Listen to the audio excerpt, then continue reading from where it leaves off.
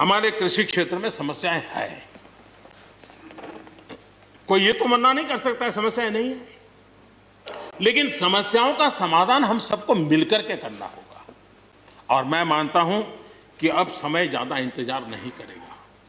हमारे राम गोपाल जी ने बहुत ही अच्छी बात कही कि उन्होंने कहा कि कोरोना लॉकडाउन में भी हमारे किसानों ने रिकॉर्ड उत्पादन किया। सरकार ने भी बीज, खाद, सारी चीजें कोरोना काल में भी पहुंचाने में कोई कमी नहीं होने दी, कोई संकट नहीं आने दिया, और उसका सामूहिक परिणाम मिला कि देश के पास यह भंडार भरा रहा। उपज की रिकॉर्ड खरीदी भी इस कोरोना काल में ही हुई। तो मैं समझता हूं कि हमने नए नए उपाय खोज करके आगे बढ़ना होगा। और जैसा मैंने कहा, कोई भी हम कई कानून है, हर कानून में 2 साल 5 साल के बाद, कभी 2 महीने 2-3 महीने के बाद सुधार करते ही करते हैं। हम कोई स्टैटिक अवस्था में जीने वाले लोग थोड़े हैं जी। जब अच्छे सुझाव आते हैं तो अच्छे सुधार भी आते हैं, और सरकार भी अच्छे सुझावों को, और सिर्फ हमारी नहीं, हर सरकार ने अच्छे सुझावों को स्वीकार किया। यही तो लोकतंत्र की परंपरा है।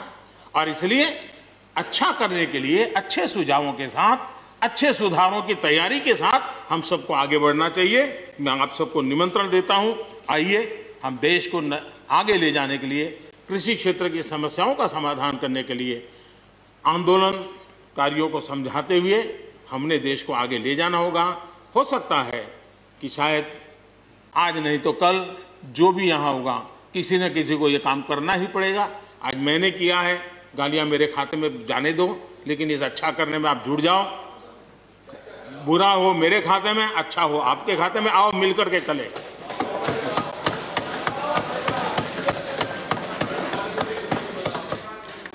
और मैं लगातार, हमारे कृषि मंत्री जी लगातार किसानों से बातचीत कर रहे हैं, लगातार मीटिंगें हो रही हैं, और अभी तक कोई तनाव पैदा नहीं हुआ है। एक दूसरे की बात को समझने का, समझाने का प्रयास चल रहा है। और हम लगातार आंदोलन से जुड़े लोगों से प्रार्थना करते हैं कि आप आंदोलन करना आपका हक है, लेकिन इस प्रकार से बुजुर्ग लोग वहाँ बैठे, ये ठीक नहीं है। आप उनको सबको ले जाइए, आप आंदोलन को खत्म कीजिए। आगे बढ़ने के लिए मिल बैठ करके चर्चा करेंगे, रास्ता खुले है। ये सब हमने कहा है। मैं आज भी इस सदन से माध्यम से भी निमंत्रण देता हूं। आदरणीय सभापति जी,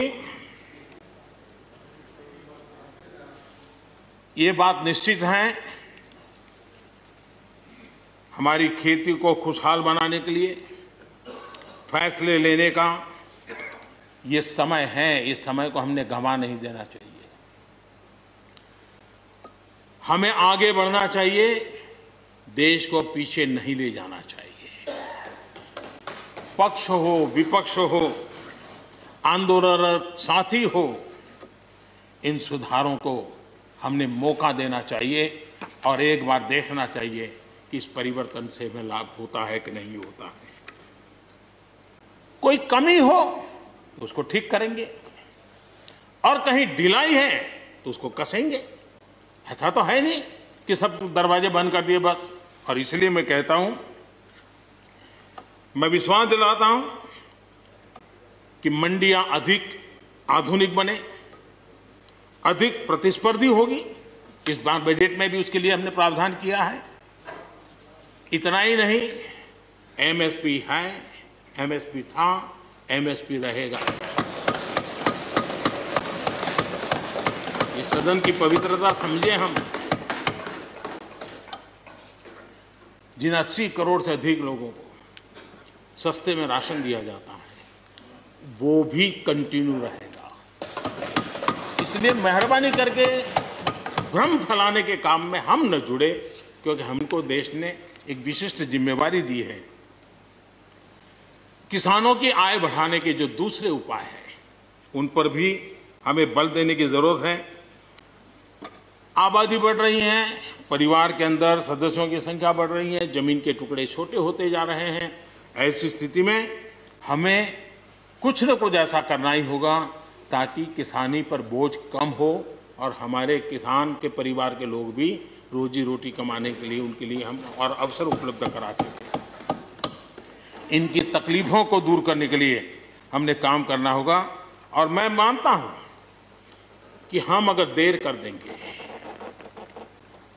हम अगर अपने ही राजनीतिक समीकरणों में फंसे रहेंगे, तो हम किसानों को अंधकार की तरफ धकेल देंगे।